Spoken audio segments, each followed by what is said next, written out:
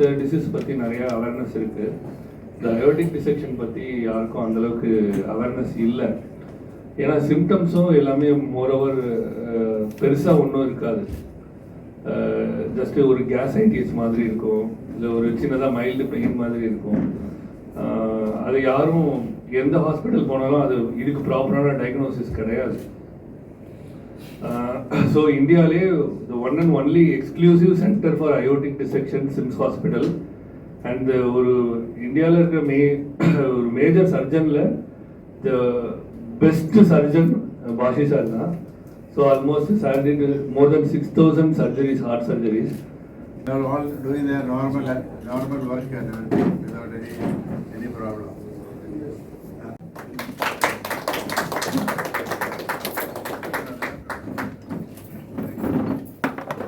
நம்ம இந்த aortic awareness day பத்தி பார்க்க போறோம். இந்த அயோட்டிக் அவேர்னஸ் டே செப்டம்பர் 19 உலகம் ஃபுல்லா அந்த அயோட்டா பத்தி பேசுறது பத்தி. அயோட்டான என்ன முதல்னு கேட்டீங்கன்னா, இதான் ஒரு பெரும் தமனின்றாங்க. என்னன்னா, இங்கதான் இருதயம் இருக்கும். இந்த இருதயத்தை பம்ப் பண்ணக்கூடிய பிளட்டை ஒவ்வொரு உறுப்புகளும் கொண்டு போறது இந்த அயோட்டான்றது தான். சரிங்களா? இருதயம் இங்கதான் இருக்கும். இங்க இருந்து பம்ப் பண்ணக்கூடியது பிளட் இந்த மூளைக்கு போறது இந்த ரத்த குழாய், அதுக்கப்புறம் அப்படியே கீழே இறங்கி கிட்னி, குடல், கடைசியில காலுக்கு, எல்லாத்துக்கும் கொண்டு போற ரத்த குழாய் இதுதான். எப்படி ஒரு டேங்க்ல இருந்து வீட்டுக்கோ ஃபேக்டரிக்கோ ஹாஸ்பிட்டலுக்கோ ஒரு பைப் லைன்ல தண்ணி போதோ, அதே மாதிரிதான் அந்த ரத்தத்தை கொண்டு போடக்கூடிய பெயின் ரத்த குழாய் தான் இந்த அயோட்டான்றது பேரு. இதுல இருந்தா எல்லா ரத்த குழாயும் வரும். குட்டி குட்டி ரத்த குழாய்லாம் இதுல தான் வரும்.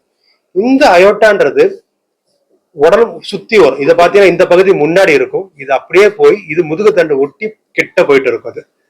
சரிங்களா? இதுல பல விதமான நோய்கள் வரலாம். ஒண்ணு என்னன்னு கேட்டீங்கன்னா, இந்த அயோட்டா நார்மல் சைஸோட கொஞ்சம் வீக்கத்தை உண்டாக்கலாம். வீக்கமாச்சுன்னு சொன்னா அது அன்யூரிசம் அப்படின்னு சொல்லுவாங்க. அல்லதுன்னா இது கிண்ண கார்ட்போர்டு எப்படி தண்ணியில நினைச்சா கிளியுது இல்ல, அது மாதிரி இந்த அயோட்டா கிளியலாம். அது கிழிஞ்சா அயோட்டிக் டிசெக்ஷன் சொல்லுவாங்க. அல்லதுன்னா சில சமயத்துல சுருக்கத்தை உண்டாக்கிடலாம். நம்ம எப்படி ஹார்ட் அட்டாக் ரத்த குழாய் சுருக்கமா உண்டாகுதோ அது மாதிரி இதுவும் சுருக்கமா வரலாம். இதுக்கு எல்லாத்துக்கும் ட்ரீட்மெண்ட் இருக்கு. ஆனா இது ட்ரீட் பண்ணல அப்படின்னு சொன்னாங்கன்னா, இந்த அயோட்டிக் டிசெக்ஷன் ஆபத்து எப்படின்னு கேட்டீங்கன்னா, இந்த ரத்த குழாய் உடஞ்சிச்சு அப்படின்னு சொன்னா உடம்புல இருக்க எல்லா ரத்தமும் ஒரு 3 நிமிஷம் 4 நிமிஷத்துல வெளியில வந்துடும். ஹாஸ்பிட்டலுக்குள்ள இருந்தாலும் பேஷண்ட்டை காப்பாற்றக்கூடிய நிலைமை டிஃபிகல்ட்டா இருக்கும். ஸோ இதுக்குள்ள சர்ஜரி டிஃபிகல்ட் தான். ஏன்னா ஆப்ரேஷன் எப்படி பண்ணணும்னு கேட்டீங்கன்னா, இப்போ ஒரு ஃபேக்டரிக்கு ரத்தம் போகுது, ஒரு ஃபேக்டரிக்கு தண்ணி போகுதுன்னு வச்சுக்கோங்க. அந்த ஃபேக்டரியில பைப் லைன் உடஞ்சு போச்சுன்னு சொன்னா அந்த ஃபேக்டரிக்கும் தண்ணி போகணும், ஆனா அந்த பைப் லைனும் ரிப்பேர் பண்ணணும். அது ஒரு 5 நிமிஷத்துக்கு லேட் ஆச்சுன்னு சொன்னா அந்த ஃபேக்டரி செயல் இழந்துரும். அது மாதிரிதான் இந்த ஆப்ரேஷன் பண்ணும்போது இந்த ரத்த குழாயை அறுத்து எடுக்கும் போது கீழே உள்ள கிட்னிக்கு ரத்த ஓட்டத்தை கொஞ்ச நேரம் நிப்பாட்டணும். அதுக்கு நாங்க என்ன செய்வோம்னா, அந்த கிட்னியோ அது எல்லாத்தையும் இந்த உறுப்பை கிட்டத்தட்ட நம்ம நார்மல் டெம்பரேச்சர் 37 இருக்குன்னா அந்த கிட்னியோட டெம்பரேச்சரை 28, 26 கொண்டு வந்துட்டு அந்த கிட்னியை காப்பாற்றும் போது அப்படி வச்சுட்டு இந்த அயோட்டாவை மாத்தி செய்வோம் ஆப்ரேஷனை. அதுக்கப்புறம் திருப்பியும் நார்மல் டெம்பரேச்சர் கொண்டு வருவோம். இதுதான், அதனாலதான் இந்த ஆப்ரேஷன் ஒரு காம்ப்ளெக்ஸான ஆப்ரேஷன்.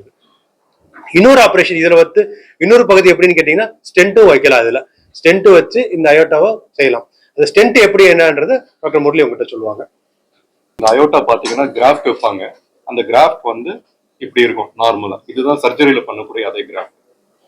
இப்ப சர்ஜரி இல்லாம இதுல பாத்தீங்கன்னா கம்பி கம்பியா இருக்கு. இது ஸ்டென்ட். இந்த ஸ்டென்ட்ல அதே கிராஃப்ட் ஸ்டிச் பண்ணி இந்த ஸ்டென்ட்டை கால் வழியா நம்ம வச்சிடணும். இப்ப முன்பகுதியில் இந்த பகுதியில அயோட்டிக் அன்யூரிசம்னா கண்டிப்பா சர்ஜரி தான் பண்ணி ஆகணும். இந்த பகுதியில டிசெக்ஷனா சர்ஜரி தான் பண்ணி ஆகணும். ஆனா இந்த பகுதி முதுகு பகுதி இல்ல அப்டமன் பகுதியில இருந்ததுன்னா ஒண்ணு சர்ஜரி பண்ணலாம், இல்லைன்னா இந்த ஸ்டென்ட் வைக்கலாம். அது நாங்க பேஷண்ட்டை பார்த்து டிசைட் பண்ணுவோம். சில பேருக்கு ஒரு காம்பினேஷன் பண்ணுவோம். சில இடத்துல சர்ஜரி பண்ணிட்டு அதோட கண்டினியூஷனா ஸ்டென்ட் வைப்போம். ஸோ இந்த மாதிரி ஸ்டென்ட் இது நாங்கள் ஸ்டென்ட் கிராஃப்ட்னு சொல்லுவோம். ஏன்னா கிராஃப்டும் ஸ்டென்ட் ஒன்னா இருக்கிறதுனால இது ஸ்டென்ட் கிராஃப்ட். இது இவ்வளவு பெருசா இருக்கு. இது சுருக்கி ஒரு சின்ன டியூப் வழியா இருக்கும். ஏன்னா கால் ரத்த குழாய் ஒரு 8 மில்லிமீட்டர்ல 10 மில்லிமீட்டர் தான் இருக்கும். அது வழியா கொண்டு போயிட்டு வி ஹாவ் டு இந்த ஸ்டென்ட் நம்ம பிளேஸ் பண்ணணும். ஸோ இதுக்கு பேர் ஸ்டென்ட் கிராஃப்ட் ட்ரீட்மெண்ட். இதோட அட்வான்டேஜ் என்னன்னா, மேஜர் ஓப்பன் சர்ஜரி செஸ்ட்ல தேவையில்லை, எல்லாமே கால் வழியா பண்ணிடலாம். அண்ட் அதோட பெனிஃபிட் பாத்தீங்கன்னா ஓப்பன் சர்ஜரிக்கு ஈக்குவலா இருக்கும். ஆனா சில பேஷண்ட்க்கு சர்ஜரி தான் பண்ணணும், சில பேஷண்ட்க்கு ஸ்டென்ட் தான் வைப்போம். யாருக்கு எது பெட்டர்னு சொல்லிட்டு நம்ம டிஸ்கஸ் பண்ணிட்டு சர்ஜன்ஸும் நாங்கள் இன்டர்வென்ஷன் டிஸ்கஸ் பண்ணிட்டு அதுக்கப்புறம் தான் நாங்கள் டிசைட் பண்ணுவோம். சில பேர் கேட்டிருந்தீங்க எப்படி என்ன சிம்டம்ஸ் வரும் என்ன வரும்னு கேட்டு இருந்தீங்க. இப்போ இது பாத்தீங்கன்னா இந்த பகுதி இருக்குல்ல, இந்த பகுதி இந்த நெஞ்செலும்புக்கு பின்னாடி இருக்கும். இந்த பகுதி இங்க இருந்து நேரா முதுகு போகும், இது முதுகு தண்டுல இருக்கும். சரிங்களா? இப்ப இந்த இந்த இந்த பகுதியை சுத்தி தான் வந்து பேச்சோட ரத்த குழாய் இருக்கும், பேச்சோட நரம்புகள் இருக்கும். சரிங்களா? இந்த இடம் வீங்குச்சுன்னு சொன்னா பேஷண்ட்டுக்கு பேச்சு சரியா வராது. அது மாதிரி தடுமாற்றத்துல எவ்வளவு பேர் இஎன்டி கிட்ட போய் இஎன்டி எங்களுக்கு வந்திருக்காங்க. இந்த பகுதி பாத்தீங்கன்னு சொன்னா இந்த நுரையீரல் பக்கத்துல இருக்கும். சில பேர் இரும்பல்னால வந்திருக்காங்க, சில பேர் பாத்தீங்கன்னா வந்து ரத்தம் எடுத்து வந்திருக்காங்க, ரத்தம் வாந்தி எடுத்து வந்திருக்காங்க. அது மாதிரி இந்த பகுதியில இருக்குதுன்னு நினைச்சுக்க, பிரச்சனை இங்க இருக்குதுன்னு சொன்னா வயிறு வலியோட வருவாங்க. ஸோ அதனாலதான் சிம்டம்ஸ்ன்னு சொன்னா எல்லாரும் கேட்ட மாதிரி பர்டிகுலரா இது மாதிரி இருந்தா அப்படின்னு சொல்ல முடியாது. எதுல வேணா என்ன மாதிரி சிம்டம்ஸ் வேணா இருக்கலாம். இப்ப இந்த இடத்துல வந்துச்சுன்னு சொன்னா இந்த பக்கத்துல ஹார்ட் இருக்கு, இங்க ஹார்ட்டை சுத்தி ஒரு வேல்வ் இருக்கு, அதுக்கப்புறம் தான் அயோட்டா இருக்கு.